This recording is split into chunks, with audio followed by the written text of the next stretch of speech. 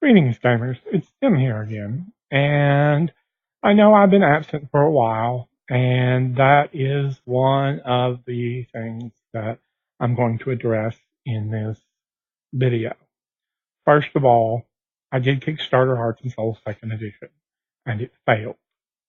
And that left me very disheartened. In fact, a little bit of grief because I wasn't asking a lot of money, not compared to some Kickstarters. I wasn't trying to be unreasonable. I was just asking for enough money to pay the hard work other people will be putting into the product on top of my own hard work.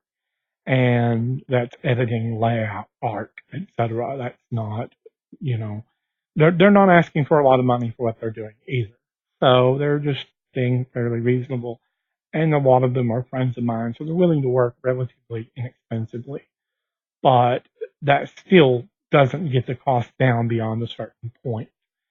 Um, and it's frustrating and hard to deal with because I see Kickstarters that uh, ask for 10 times the amount of money I was asking for, and they make 4 or 5 times the amount they asked for within 24 hours. And they're in the same field, the same genre. Now they do have a fairly large community already behind them, which I don't necessarily have, but it's frustrating to see, and it's not the only Kickstarter I've seen that has done wildly successful, and sometimes these are their first Kickstarter. This is my first Kickstarter, but I have 2 published games that I did the work on, I paid for, and I produced. Um, and they had editing and layout. And yeah, well, there were some issues with one of them's layout that had to eventually get fixed in the revised edition. It was a poor font choice, really, on my part, and because I wanted it to look like handwriting, and it just was a little unreadable on the page. But I got that fixed, and so the revised edition was available and made available to everyone who purchased it prior to that point. Um, so we did eventually fix the problem. It just took us a little while. Um, but it's still, it hits really hard when you do your best and people look at your thing and say, well, I can't see anything you've done wrong. And then there are people who are like, you should do A, B, C, D, E, F. And you're looking at all that list and going, but all of that is going to double or triple or quadruple my cost that I am and basically asking you for. And I don't want to do that. I don't want to ask you for more than the small sum it takes to actually produce the game and a couple of little additional elements like adventures and setting books and things that can be produced and provided to you through inexpensive means, because the U.S. Postal Service is not cheap anywhere but the U.S. And if I tried to ship some of that stuff overseas, it would eat into any money I make. So that I was trying to keep all those costs down and put the burden of them somewhere else than the people who were kickstarting my game. I mean, at least directly going, okay, it's going to cost me $50,000 to ship out this many copies of this game, and you want a copy of it, so you have to pay that extra uh, for the print. If you bought a PDF version, that would have been no print cost, no, and therefore no mail costs, et cetera, to be provided from a platform, an electronic platform, and you could have a copy inexpensively. And that was the aim. I mean, I still did sort of foist the cost for mailing to your individual countries or to within the United States onto you, but within a reasonable amount of accuracy in that you'd be able to go and say, I want this place to print this as a print copy. And they will tell you what the shipping is to your country, and they will, say, okay, here's how much it costs, and then print rather than me trying to guess, because to be honest, there's no telling how much it may cost to ship to the Philippines or from the Philippines. I just got something in today that I ordered from the Philippines, and I'm sure a large part of that cost of getting that thing produced was at least in part shipping, because it came from outside the U.S. and therefore outside of our normal postal system, which is really ridiculous because those prices have gone way up in recent years. But I also didn't want to ask for more money than was just necessary for producing the game. So I didn't want to produce a lot of physical additional product that would continually up the price and up the price and up the price and up the price. And so I went with, here's what a basic copy is going to cost. Here's what it's going to cost to have it printed, that kind of thing. And broke it all down into, here's what I need to pay the people for their work that are helping me, editing, layout, etc. And it's very frustrating and disheartening when you did do a fairly good job. And I feel I did a fairly good job. I worked very hard within my limitations to produce a Kickstarter, and it still failed. Maybe it was the wrong time of year. Maybe it was up against something with a much higher impact or visual profile to Kickstart backers. I don't know. I honestly can't say. All I can say is that we didn't make enough money to produce my game at that time, and it's really a shame because I would like to have provided it, in some form to all of you. And moving forward, I probably will have to Kickstarter it again in order to get the art, the editing, and the layout. And that's the main cost for, at the end of the day, is my main cost for art, editing, and layout, because I'm not asking for a lot of money for myself. I didn't ask for a lot of money for myself. In fact, fundamentally, I asked for $500 for the end, for the several years worth of playtesting, hard writing, work, replay testing, and trying to fix some significant problems that Hearts and Souls First Edition had without making it more rules heavy, without making it less player character driven and thus player driven because they're driving your characters around.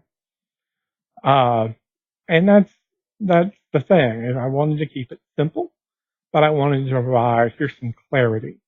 Here's some clear idea of how all this works in situation. And there are some rule changes. I mean, I will admit that. And most of those were designed to allow player characters to suffer a little less directly. For example, I have turned stress into a mechanic where it no longer is actually expected you to accept injury for it, but instead you accept a plot event or plot element, or you put it into a relationship and that relationship gets strained. So while it does cause player contention with their characters' contention with other NPCs, or it may cause an event that occurs later, it's less, oh, you broke your arm, less the idea of physical trauma. Sure, sometimes it's fun to just have your character, get a concussion and get knocked out. And, that's what happened to them. And sometimes it's okay to, you've been battered and bruised. But I wanted to make it to where it created more story from play. And I don't mean that in, okay, here you are, I'm giving you complete freedom to write the story yourself. Because fundamentally, when you sit down at a table with 4 or 5 other people to play a role-playing game, the job of the group is to create a fun experience. It's not to tell a story per se. Now they may go tell the story to someone later on. This is what happened, and this is my story, and this is what my character did, and this is how we did this and saw that and whatever. But my view of storytelling is from educated in public speaking and storytelling classes, and it is all about knowing about your audience and about creating together an experience that is shared, not necessarily giving free reins for any particular person at the table to get away with whatever they want, even if it doesn't particularly fit what has been agreed on at the table. Pardon the background noise. I had during the time before my Kickstarter, I adopted a new Great Dane, and Great Danes are very vocal, and she was sadly in very bad shape when I got her. Skin. Yeah, people want to say skin and bones, and she was mostly skin stretched across the bone frame. And now she's substantially bigger and perching like a gargoyle just off camera over here and trying to talk to me and tell me something, but I don't know what it is because, dogs don't have a language. They don't talk to each other. They can, of course, warn another or tell a human something, like this one who's barking is usually wants something. And she has a nonverbal cue where she chomps her teeth that says, I want. That's basically, but it's not a language. It's just something she's learned. People understand, but that's why this may be a noisier podcast than other times. And I'm not going to keep going back and try and reshoot this video to cover that up because my dogs are a part of my life, and there's not a lot I can do about that.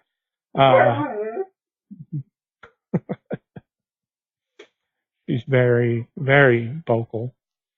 And it's just one of the things that you gotta love about dogs. If you like dogs, you like cats. They have their own quirks and ways of treating each other and you. But they're all, pets are wonderful. I know there are people who don't like pets and don't like animals, and that's fine if that's how you are. But me, I like my animals, even when they're pushy and noisy and are having some sort of tail chasing ceremony on the bed.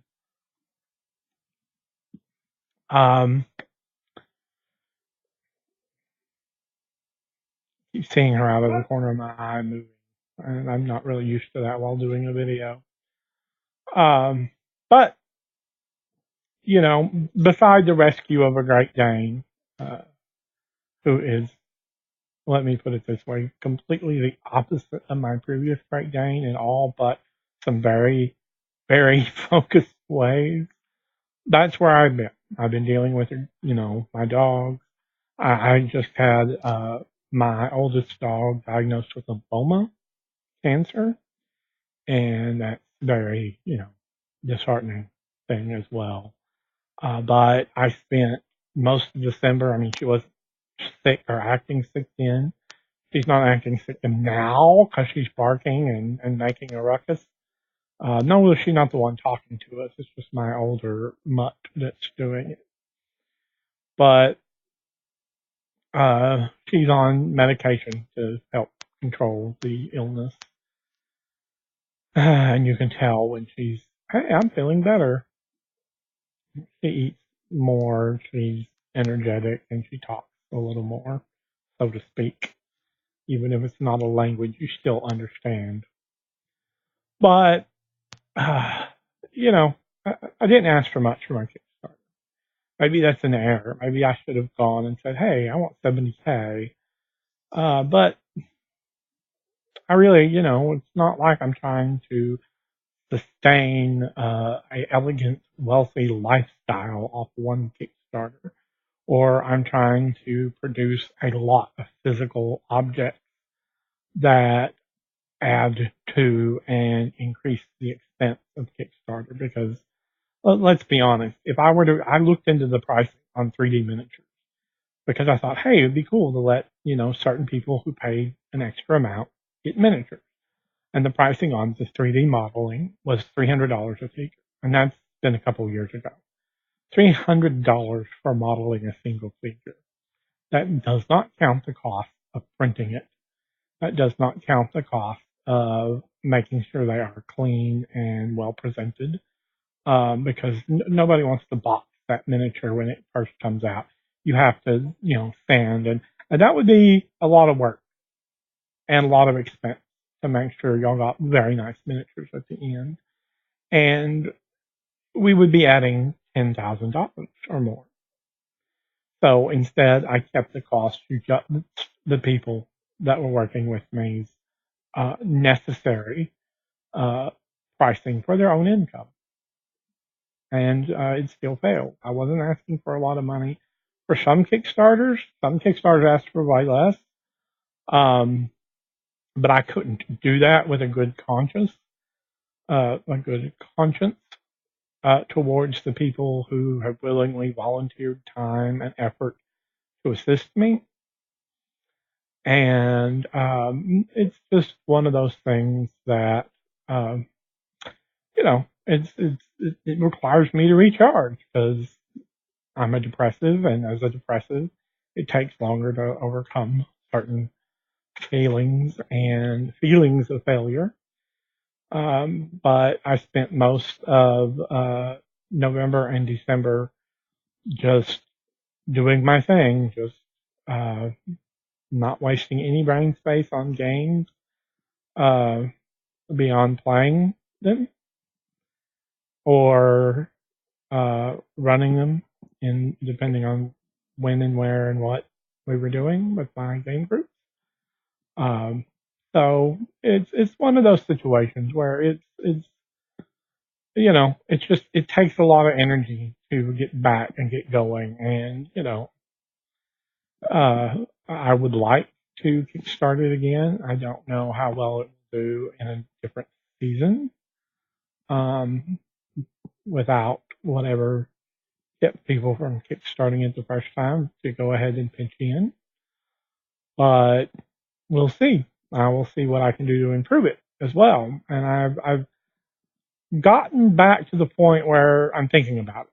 So, we're in February, so it's taken me quite a bit of time to get the energy recollected to spend energy and uh, begin the process again and see what happens. So that's where I've been. I do plan on getting back to the gaming 101 and similar things. I do want to talk about class systems a little bit at some point, because class systems are often, they are sometimes good, they're sometimes bad, and they sometimes are just a waste of space. And I can name several examples of that in gaming, where having a class really makes no impact. And then there are those that they make really big impacts. They completely redefine what you're capable of doing in game. And, I want to talk about that a little bit, especially games that are based on the Apocalypse World engine, because they are an interesting take on class or uh, playbooks as character concepts. And those are neat for some games. Or some games I just can't stand that have used that same basic idea powered by the Apocalypse games. But, we can examine them at some point and take a look, and you can find out what my favorite ones are and what ones I didn't like. Some of the ones that we were playing early alpha beta versions of with one of my groups online and had a lot of fun. And some we played the finished product, and now there's second edition coming out or has come out. We could also talk about whatever. So, give me some feedback. Let me know what you think. Um, if you have any ideas for how to convince people to just get me to that $5,000 or $6,000 point for my Kickstarter, feel free to share them. Um, I did do spread the word as far as I could. Um, and still, this is where we're at. Is recouping our losses and energy and moving forward. And I have been doing a little bit of game design work in the meantime on my space opera game, but we haven't really moved. I haven't really moved to actually putting it down on paper. It's more brainstorming, brainstorming. Um, Basically thinking through the process of how I want this mechanic to work and how this mechanic can make or impact play. Because I do spend a lot of time doing that. I've played a lot of games over the years. I've always been an early adopter of games and new game systems. And sometimes that's good, sometimes that's bad. Sometimes I get a look at a game and I'm like, oh no, that's not going to work for me. And then sometimes I find a wonderful game that just surprises the heck out of me about how good it is. And then there are some that, I'm in between about. I did recently purchase one game, and so, it's not like I'm don't still buy games or don't still play games, because some game designers, when it becomes a job to them, they stop playing. And I'm not going to do that. I've never been the kind of person. Now, to be fair, that was mostly people that I talked to decades ago, not now. So more of them may be playing actual games these days, but some of them have a lot of products out and a lot of work. So they may not have that free time, especially if they have families and children and so on, or dogs, or cats, or, other things that eat up their time. But, that's where we're at, what I'm doing. And generally speaking, we're going to retool and try and um, move forward. And if that means skipping Hearts and Souls second edition for a year or two, it may happen. I don't really want to, because I've worked very, very hard on it. But that's kind of the situation is it worth my time to continue the final little bit of work and produce the materials that I was, still working on, but were extras. I hadn't written them out already. They were like, oh, if we make so much money, you get this. Well, I'm going to have those ready to go so you can get it all at once, hopefully. It might not happen, but we'll see. And I appreciate you listening to me for almost 30 minutes. Peace. Good gaming. I hope you're having fun out there. If not, well, find a new game group or talk to your players or talk to your GM and get a conversation going. Find out why you're not having fun and get,